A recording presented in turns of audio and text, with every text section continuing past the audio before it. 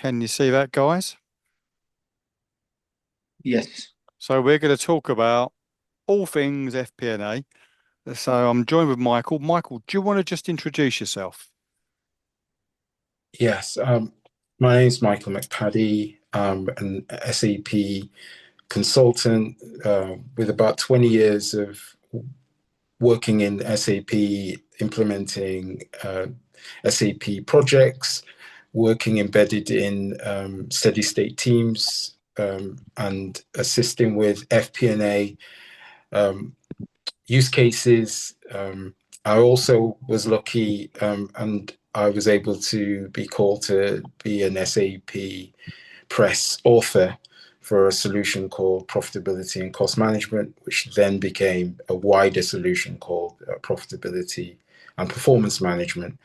But I'm not really a technical author. I'm more of a development consultant. I like nothing better than rolling my sleeves up, getting stuck in to an SAP project. And it has mainly been SAP work that I've done, although early in my career I was dabbling with Oracle databases, and I'm an Oracle DBA, but You're not allowed to say that word on this podcast. I was thinking that, but yeah. Okay. Jesus. All right, Mr. Byrne, do you want to just reintroduce yourself for those who don't know who you are? And I can't imagine there isn't anyone who doesn't know you, but go on. I'm just going to say, Michael, you're sort of newbie with only 20 years, right? Yeah. Yeah, I know. Get to the back of the queue. I'm heading for about 30 years doing it. Both you guys would probably wipe the floor with me technically, but done lots and lots of stuff. Program director perspective, DHL, British Airways, lots and lots of companies, British Gas, Upfield, myself and Alisdair were in there at different times. Lots of really interesting stuff. Yeah. And we're seen as disruptors in the industry. Doing with dragging ERP. Doesn't make everybody happy all the time, because we're telling people what they need to hear, not what they want to hear. Yeah, I think that's right. And I think we've got a reputation for being prickly. A little bit of, we're like Twiglets, you either like us or you don't, because of our level of independence and honesty, really. We just like being really transparent with the customer, and we love to play, let's second guess where SAP are going next, and we're really good at that. Doesn't always play well, especially with the bigger SIs, but normally we then go in and replace them anyway, so it doesn't really matter. Who cares? It's a big shout out to David Lawson if you're listening. I'm always right. Anyway, we're going to discuss FP&A, which is my love. Back in '96, I actually built my own FP&A engine to sit with R3. And back in the day, I was able to do my monthly management accounting, variance analysis, and consolidation, and full planning and forecasting using my little Excel spreadsheet wonder. And I can still use it today with S4 if I want. So that's my claim to fame in terms of FP&A. Michael, you were telling me a little story earlier, just in terms of something you were involved in with FP&A. Do you want to just sort of like share that? Yes, I used to. It's about 10 years ago now, but I used to work with the police, forensic science service in particular, out in Solihull, and they had an FP&A challenge that they needed to be resolved, and it was about job costing. So essentially, a job is any piece of work that comes in from a police force all over anywhere from any police force in the country, and it comes into our labs, and we've got to do bloods, DNA, you name it, but we don't really know what the investigating officers really want, because they're still finding out about the case. So the price point is fluid, and what traditionally had been happening, we go for the lowest bottom line, and essentially we're losing money. And it sounds like, well, it's the police, so police forces are sort of benefiting from that. But the problem is that income stream is what funds the forensic science service, so it has to be an accurate one. So I was just given this task, and I've only just joined as a permanent member of staff. I was just enjoying having my lanyard that said do not cross. It was a yellow black lanyard, and I was just enjoying just being around. So I was in the BI team, and I was given access, and so yeah, build us something. So I built basically a whole transformation that takes stuff from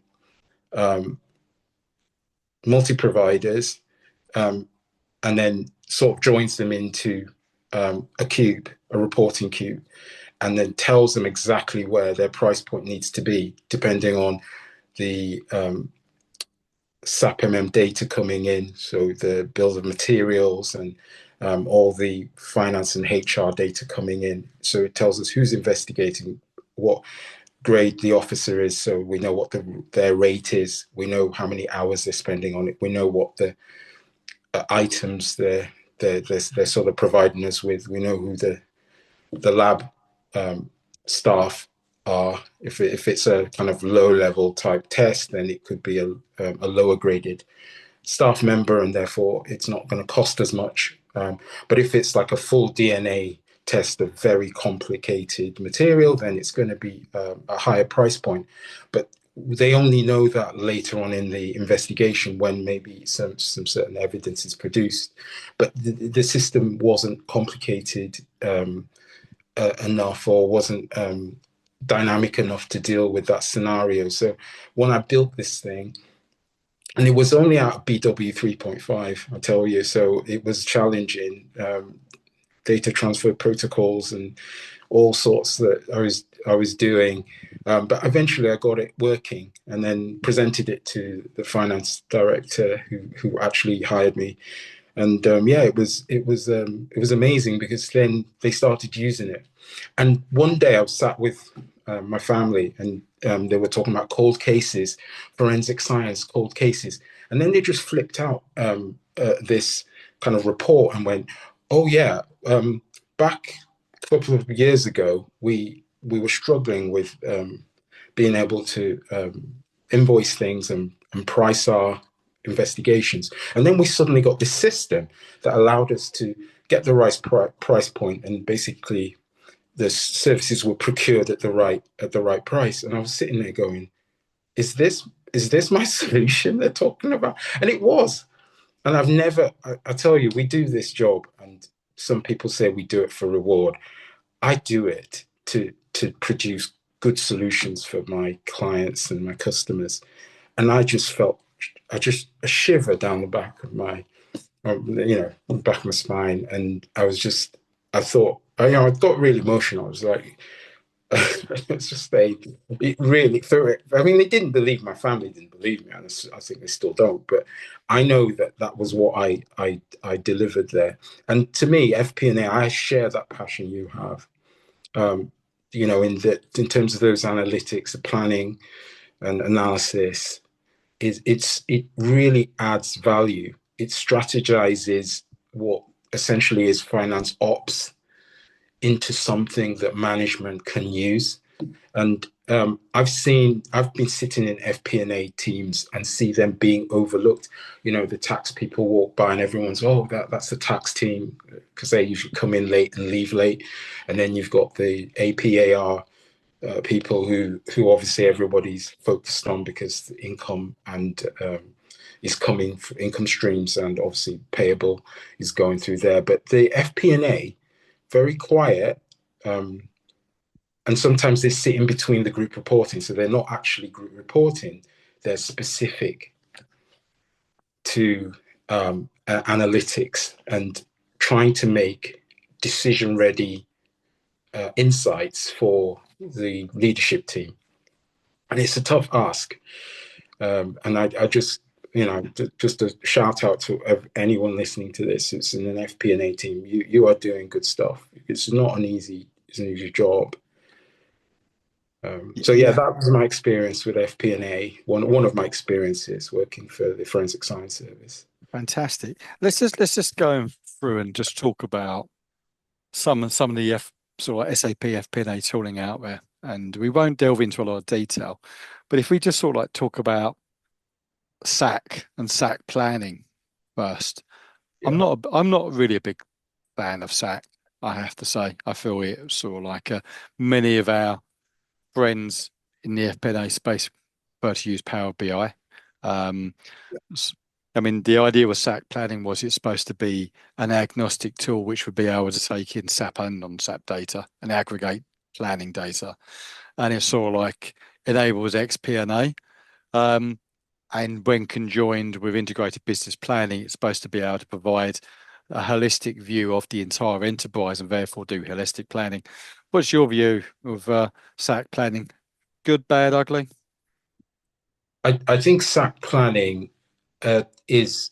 I'm going to sit on the fence a little, and you'll see why as I explain.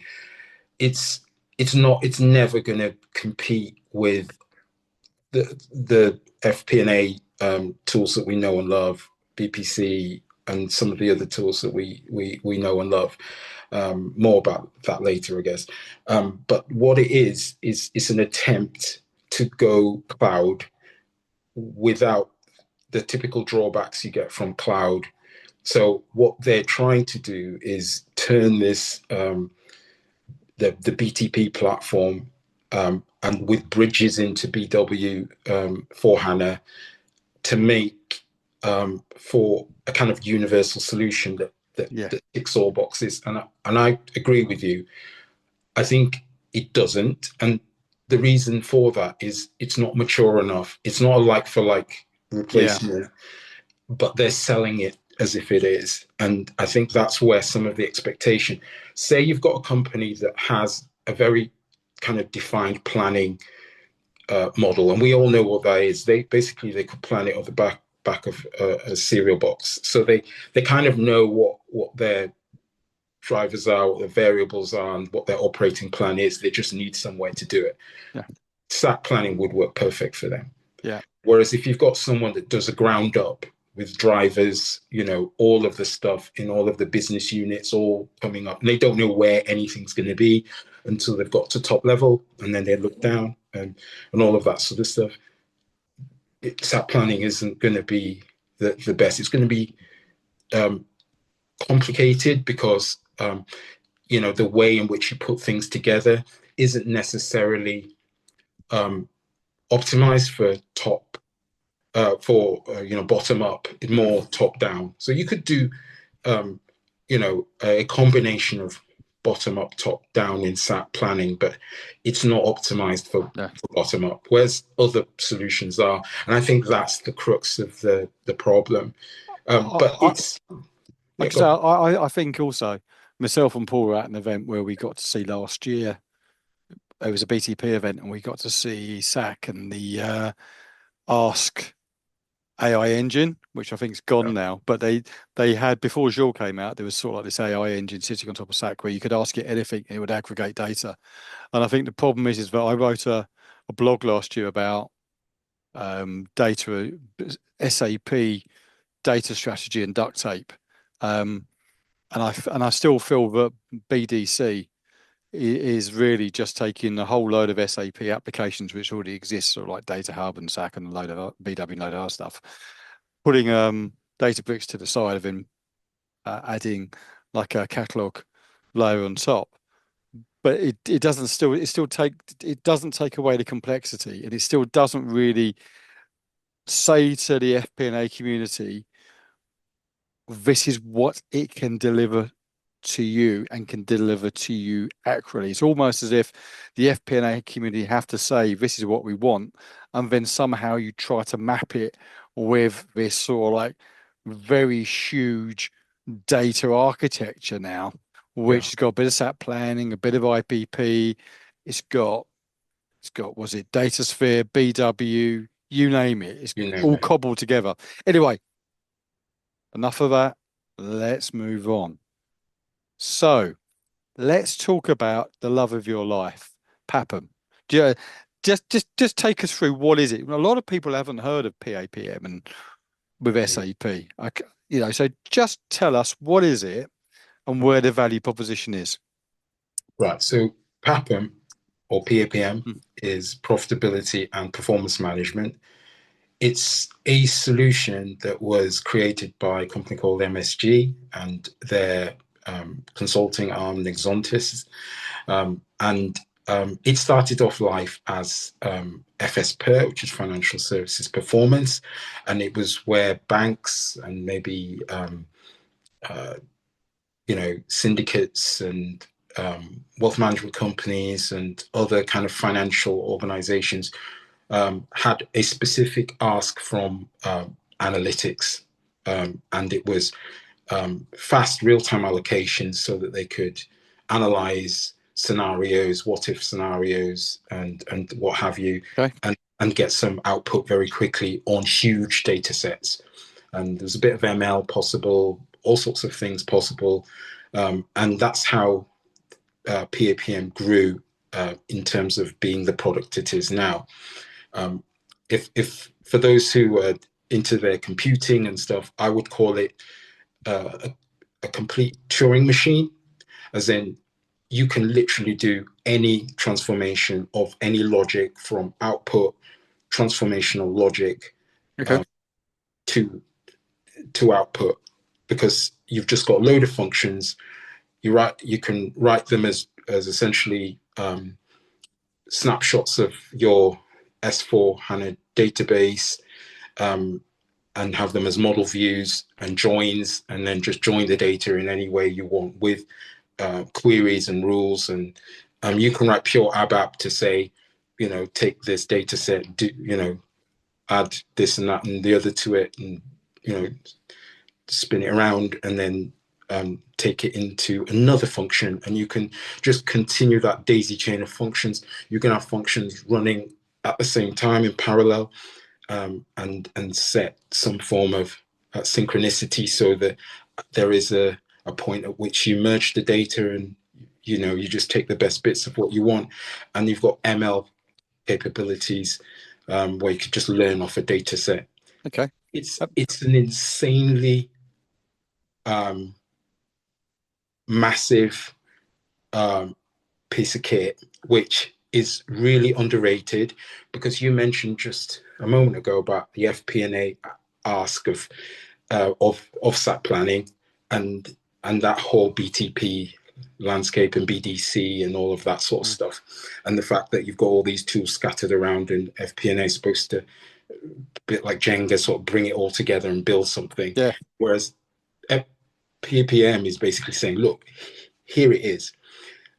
Everything is there. We do data integration, we do data transformation, yep, and we do reporting, all in the same product. And I get that. And I suppose I come from a different background, because I used to do bank analyzer. So and therefore bank analyzer is almost exactly the same. It's the cousin. And it's so interesting that they're both very similar. They both do very similar things. They're structured the same way for big data sets. Yeah. But they've come in from different industries. Because Bank Analyzer was all about subledger as well. And that's really cool.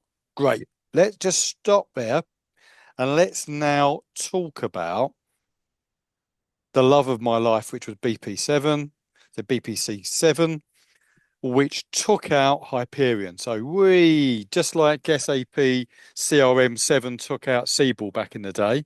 So we're showing our age, Paul. BPC, I absolutely love it. And I am incandescent with rage that SAP could ever consider demising it for the most appalling SAP S4 HANA group reporting.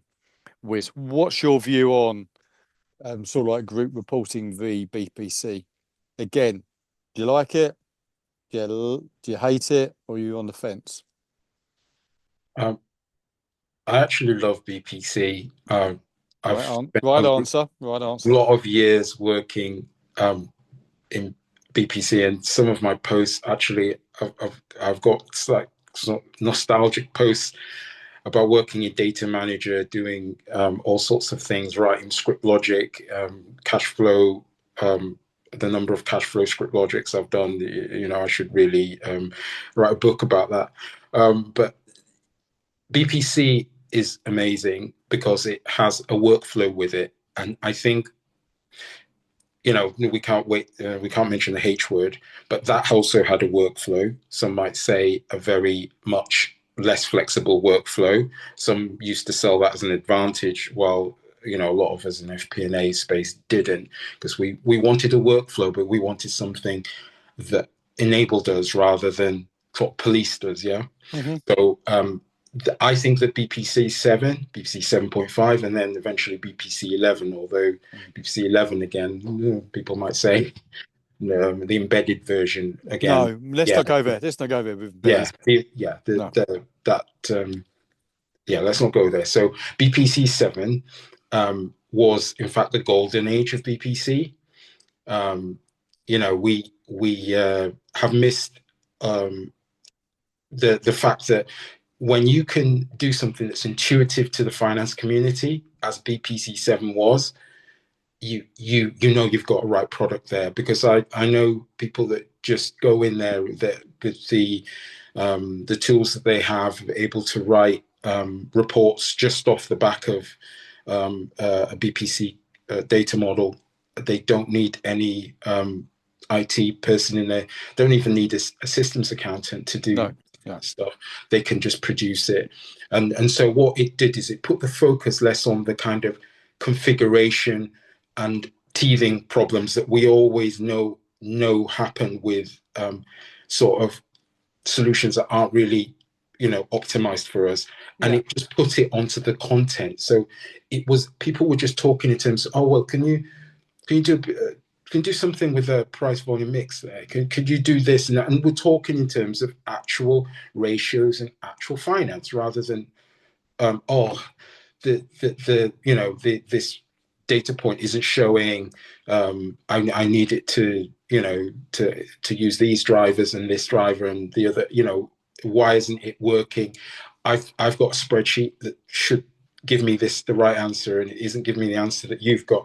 And all those kinds of things that we know happen in finance departments the length of the country. BPC 7 was, I think, the time that I think we got closest to having that pure play, where we could relax about the solution we had and actually start using it to generate value. That's my view. I might be biased because I'm a BPC consultant as well, and I love it, and I followed BPC right from the days of Outlook Soft, Everest, and things like that. And I even had like a version of the old school one on a VM or something. And BPC hadn't really changed. It just got better and better and more defined to what FP&A people really wanted. And anytime you show people and they go, oh, this is just Excel, and then you show them what's behind it, show them what it can do. I know if I talk about EVDRE, that makes people smile and talk about EVDRE and the fact that you just had this spreadsheet and you could go and just the accountants got it. They just understood it. It just made sense.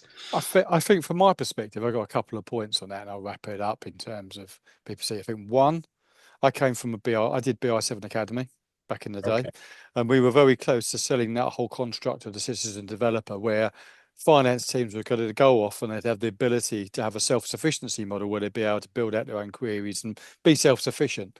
And then BPC came along and gave them that, because you could do so much in BPC. So it almost enabled that whole citizen developer piece, which we've now lost because sort of like SAP Build doesn't do that. And I just think that group reporting is just too rich in functionality. Just too much of it is too complex. It's just too complex for FP&A teams who are always busy. Yeah, it's not intuitive enough. You just can't get on it and get going. It's a group reporting is a beast. Right. Let's stop with group reporting and let's go on to what should we talk about now? Very, very quickly. I'm not going to talk about BW. We spoke about that just in terms of my view is that with BW, SAP, if they want to monetize the business data cloud, they are going to have to drop a lot of AI agents very quickly around BW, because ultimately those heavily stitched BW systems is going to pump data into things like, I don't know, Azure Data Fabric, opposed to wanting to go anywhere near BDC. So I don't think FP&A teams will fall in love with BDC. I think they're already looking at things like Data Fabric on Azure and other stuff. We've spoken about IBP very quickly. We've done that. I said, let's just talk. The last SAP product worth talking about is just the old disclosure management tool. I had the pleasure when I was at Bluefin to actually do one of the early proof of concepts around disclosure management. Do you want to just say what it is, just so people get a feeling for it? Yeah, disclosure management, it's kind of the really quiet cousin of softwares like BPC and PAPM, I guess. And it's the way I see it is it's a completely enclosed regulatory output for reporting off of financial data that's already being provided, though you can build in your own logic to it, but it's optimized to be able to do regulatory basically disclosures and publishing financial data from something like BPC. And it sits on top of a data cube, like the BPC data cube. And so you don't have any replication of data latency or any of the kind of stuff. I think the thing what CFOs really liked and group CFOs liked was, one, you could do year end, and once you were happy, because you, especially if you're listed and you've actually got to then go off and do an investor briefing very, very quickly. Yes. Yeah. You had the ability to close the year end, get agreement from your board with the figures, and then go straight into an investor briefing with an investor pack, which comes straight out of it. So you literally are able to press the button in BPC. It will then go into disclosure management, and you'd actually have your investor pack there and then, which I think is great. I think the other thing which people really loved was the fact that if you've got a really complex balance sheet and you've got a lot of notes on that balance sheet, the ability for disclosure management to do that, and for big financial institutions, disclosure management's a great tool. I think I love it, and I had to go and Google it because I forgot what it was called, because I haven't seen it for a while, because you just don't hear about it. Right, going to talk about the last thing, which I think is something yourself and Paul get involved in a lot, which is sort of like plug and play. A lot of the customers we talk to are still on ECC or they're mid-tier, and they've had to go a different route for their FP&A because they've got BW, but it's old and clunky. So they've gone off and they've invested in cloud products, and there's a lot of sort of like competition now, isn't there, in terms of sort of like API plug and play. I mean, we've got data rails, which I personally love, Workday Adaptive Planning, Anaplan, which myself and Paul have been playing around with recently, Vina, Planful. There's just a load of them. I mean, what are you seeing in that sort of like plug and play space? Are you seeing a lot of that coming through now? Yes, I do, and I do like data rails and all of that sort of stuff. The integration you get with the ERP, and I've worked with Anaplan. Anaplan was a clients that I was working with, and they had BPC, consolidation and planning, and then Anaplan. You think, well, why are they having Anaplan? Anaplan was for a completely different data set of where they were looking at kind of strategic plans that had been finished off in BPC to some level of detail, and then they just carried it forward. And I think these plug and play solutions are the future, really, because if you think about it, they give you that maximum agility to be able to plug into a set of a data set, maybe SAP or not SAP, and produce some useful things. And it could be a one-off, or it could be repetitive. It could be a pipeline. So I'm a big fan of those plug and play. So we've got data rails, we've got what, Planful? Yeah. You can name the rest. Vina. Yeah, I mean, Yeah. there's a lot of them. I mean, one of the things I picked up today, Paul, was speaking to Dan Barlow overnight with some of the stuff he was coming out with from his solution base, and he showed me a diagram where Michael, you've got loads of SAP applications, not just ERP, but all pumping data, but they're pumping data through sort of like a hub into Azure Data Fabric. And then you can then put one of these sort of like FP&A tools to the side of Data Fabric to extract out, because the Data Fabric tool would have all the data holistically from all over the enterprise.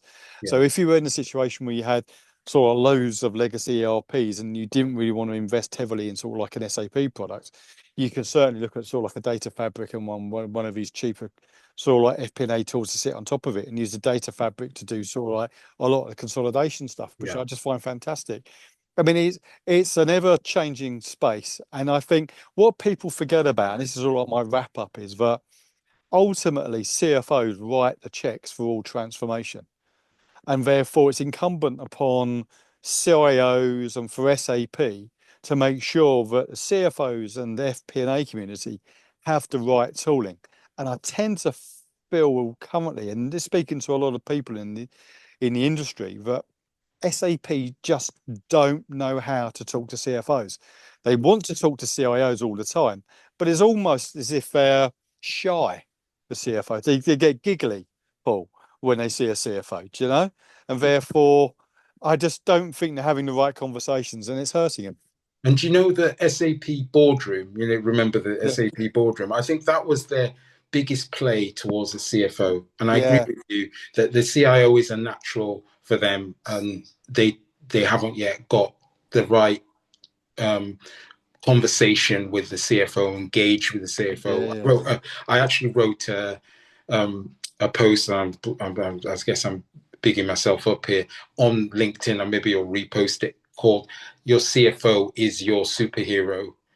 A lot of the time, everyone talks about the CIO, and in some companies they have finance IT managers, which essentially means it's an IT manager with some financial outcomes. But the CFO, as a classic CFO, you've got to talk to the CFO, because that's the key to the entire business. For me, the CFO controls the cash, and more, the more you look, you'll find that the CIO is not even on the board. They're not pure C-suite, you know, and that's the issue I have. And the CFO is really good conversation. Very much enjoyed it. Paul, any questions? I've loved it, and I was actually going to interject with the digital boardroom thing for a bit. I loved it when it came out. I was really enthusiastic about it, and then it just fell off off a cliff somewhere. But just jump back a tiny little bit. I don't want to go into detail on it, but when I started back was, do you remember Seagate Analysis? Yeah. Blimey, you're old, aren't you? Yeah, that's where I started to get excited about tech years ago. And then I got a little spark in my head about digital boardroom. I thought, oh, here we go. Lovely, loving this. And then it disappeared. Do you know what? My final comment is that back in 2001 to 2004, I was at Philip Morris in Lausanne, and then it was the Altria number 7 company. It was like Fortune number 7, and they actually did have a boardroom, and then physically on the wall it was a digital boardroom. You had all the KPIs for the organisation on the wall, but there were only 30, I think. So they had 30 manageable KPIs, and most of them were being driven out of SAP. And it's not complex. And you're right, Paul. And you're right, Michael. They missed a golden opportunity. They really did. But hey, thanks for the conversation. Really enjoyed it. I've got to go to Starbucks now. Paul, I think you've got a daughter you need to entertain. Michael, have a good evening. Thank you very much. Thank you very much. Loved it, Michael. Pleasure. See you later. Paul. Bye-bye.